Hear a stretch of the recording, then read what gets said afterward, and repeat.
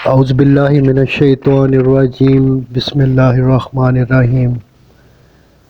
سورت نمبر 5 المائدہ۔ زمانہ نزول۔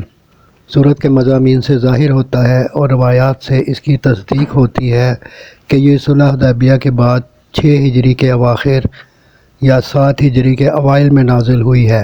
ذوالقعدہ 6 ہجری کا واقعہ ہے کہ نبی صلی اللہ علیہ وآلہ وسلم 1400 مسلمانوں کے ساتھ عمرہ ادا کرنے کے لیے مکہ تشریف لے گئے، مگر قریش مکہ نے عداوت کے جوش میں عرب کی قدیم ترین مذہبی روایات کے خلاف آپ کو عمرہ نہ کرنے دیا اور بڑی ردوکت کے بعد یہ بات قبول کی کہ آئندہ سال آپ زیارت کے لیے آ سکتے ہیں۔ اس موقع پر ضرورت پیش آئی کہ مسلمانوں کو ایک طرف تو زیارت کعبہ کے لیے سفر کے آداب بتائے جائیں تاکہ آئندہ سال عمرے کا سفر پوری اسلامی شان کے ساتھ ہو سکے، اور دوسری طرف انہیں تاکید کی جائے کہ دشمن کافروں نے ان کو عمرہ سے روک کر جو زیادتی کی ہے اس کے جواب میں وہ خود کوئی ناروا زیادتی نہ کریں، اس لیے کہ بہت سے کافر قبیلوں کے حج کا راستہ اسلامی مقبوضات سے گزرتا تھا اور مسلمانوں کے لیے یہ ممکن تھا کہ جس طرح انہیں زیارت کعبہ سے روکا گیا ہے اسی طرح وہ بھی ان کو روک دیں۔ یہ تقریب ہے اس تمہیدی تقریر کی جس سے اس سورہ کا آغاز ہوا ہے۔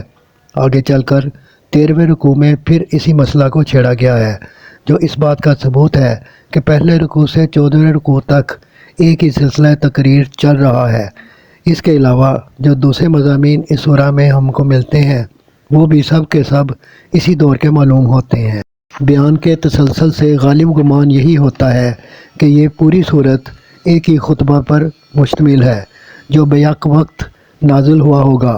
ہو سکتا ہے متفرق طور پر اس کی بعض آیتیں بعد میں نازل ہوئی ہوں اور مضمون کی مناسبت سے ان کو اس صورت میں مختلف مقامات پر پیوست کر دیا گیا ہو، لیکن سلسلہ بیان میں کہیں کوئی خفیف سا خلا بھی محسوس نہیں ہوتا جس سے یہ قیاس کیا جا سکے۔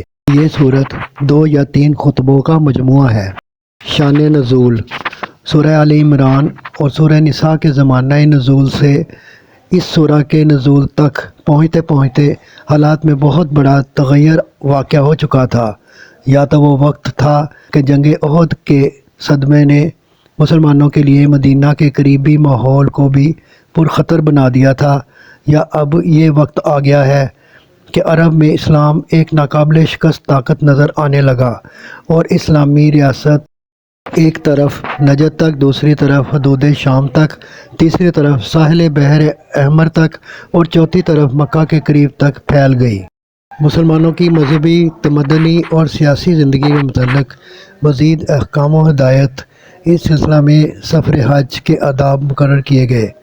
شاعر اللہ کے احترام اور زائرین کعبہ سے تعارض کا حکم دیا گیا۔ کھانے پینے کی چیزوں میں حرام و حلال کی قطعی حدود قائم کیے گئے اور دور جاہلیت کی خود ساختہ بندشوں کو توڑ دیا گیا۔ اہل کتاب کے ساتھ کھانے پینے اور ان کی عورتوں سے نکاح کرنے کی اجازت دی گئی۔ وضو اور غسل اور تیمم کے قاعدے مقرر کیے گئے۔ بغاوت اور فساد اور سرقہ کی سزائیں معین کی گئیں۔ شراب اور جوئے کو قطعی حرام کر دیا گیا۔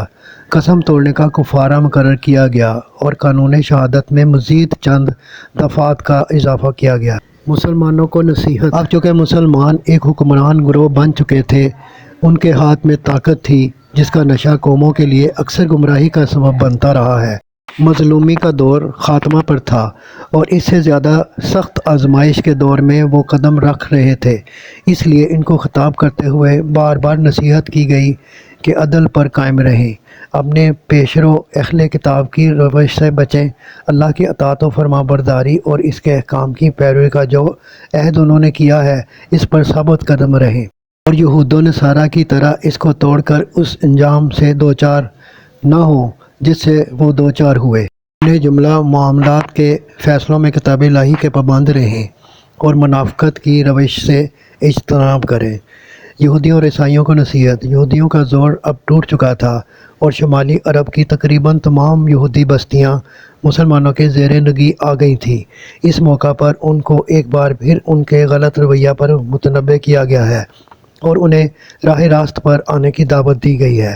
نیز چونکہ صلح حدیبیہ کی وجہ سے عرب اور متصل ممالک کی قوموں میں اسلام کی دعوت پھیلانے کا موقع نکل آیا تھا، اس لیے عیسائیوں کو بھی تفصیل کے ساتھ خطاب کر کے ان کے عقائد کی غلطیاں بتائی گئی ہیں۔ نبی عربی پر ایمان لانے کی دعوت دی گئی ہے۔ ہمسایہ ممالک میں سے جو قومیں بت پرست اور مجوسی تھیں ان کو براہ راست خطاب نہیں کیا گیا، کیونکہ ان کی ہدایت کے لیے وہ خطبات کافی تھے جو ان کے ہم مسلک مشرکین عرب کو خطاب کرتے ہوئے مکہ میں نازل ہو چکے تھے۔